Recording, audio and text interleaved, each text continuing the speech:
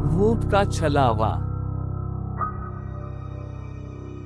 इस पोस्ट में हम एक भूत की कहानी पढ़ेंगे जिसका नाम है भूत का छलावा। रमेश, जो कि मजदूरी का काम करता था, एक दिन वो पास के गांव में मजदूरी के लिए गया।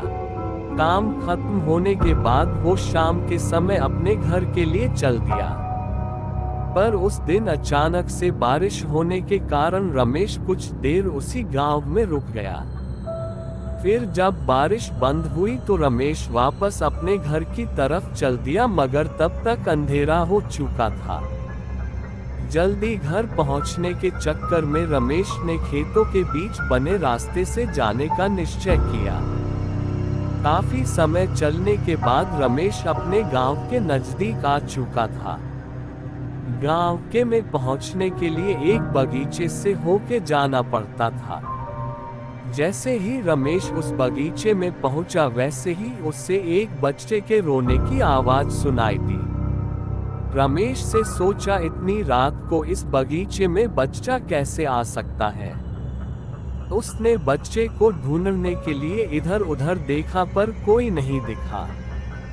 तब उसे ख्याल आया कि हो सकता है कोई औरत किसी काम से बगीचे में अपने बच्चे को साथ लेके आई होगी, इसलिए वो अपने घर की तरफ चल दिया।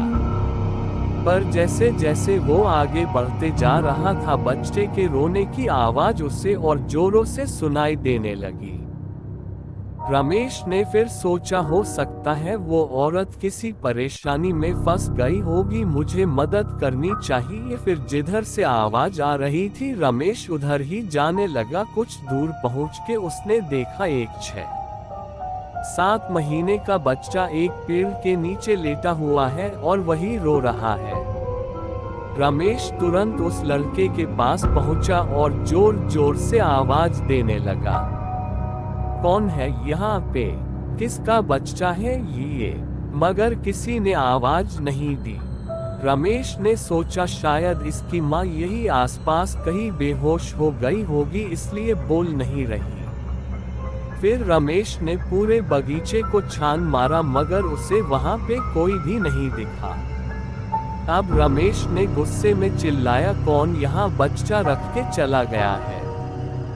मगर किसी की आवाज नहीं आने के कारण रमेश ने वही रुकने का फैसला किया कि देखता हूँ कौन यहाँ अपने छोटे से बच्चे को रख के चला गया है। थोड़ी देर में तो आ ही जाएगा, फिर उससे डांटूंगा। मगर काफी देर बीत जाने के बाद भी उस बच्चे को लेने के लिए वहां पे कोई नहीं आया। अब रमेश समझ चुका था कि शायद कोई जानबूझ के अपना बच्चा यहाँ पे छोड़ के गया है। तब रमेश ने उस बच्चे को गोद में उठाया और घर की तरफ चलने लगा।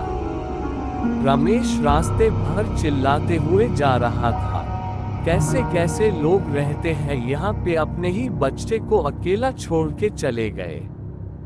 गुस्से से वो पूरे रास्ते बड़बड़ाते हुए जा रहा था। तभी रमेश को ऐसा लगा कि उससे चलने में दिक्कत हो रही है, क्योंकि बच्चा बहुत भारी लग रहा था। मगर रमेश घर पहुंचने की जल्दी में और तेज चलने लगा कि काफी रात हो चुकी है, जल्दी इस बच्चे को लेके घर पहुंचा जाए।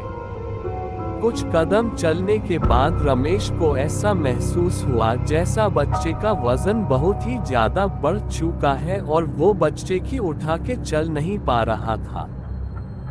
जैसे ही रमेश ने बच्चे की तरफ देखा, उस बच्चे की एक आंख बाहर की ओर लटक रही थी और उसके पैर जमीन तक टच होने ही वाले थे।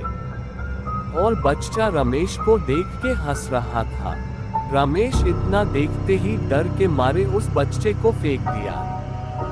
फेंकने के बाद वो बच्चा जमीन पे नहीं गिरा, बल्कि जमीन से थोड़ा ऊपर ही लटकने लगा और जोर जोर से हंसते हुए बोला, क्या हुआ, मुझे अपने घर नहीं ले जाएगा? तू पूछ रहा था ना कि मैं किसका बच्चा हुआ? थोड़ा देर और गोद में रखता, तब तुझे बताता किसका बच्चा हुआ मैं। इतना सुनते ही रमेश वहां से तुरंत भागने लगा और अपने घर पहुंचा।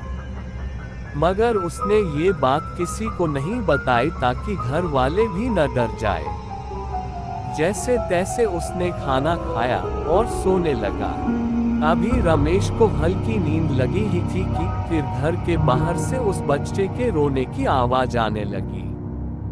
रमेश ने डर के मारे उठ गया। धीरे धीरे वो आवाज और तेज होने लगी। उसने अपने घर वालों को जगाया और सबको उस घटना के बारे में बताया।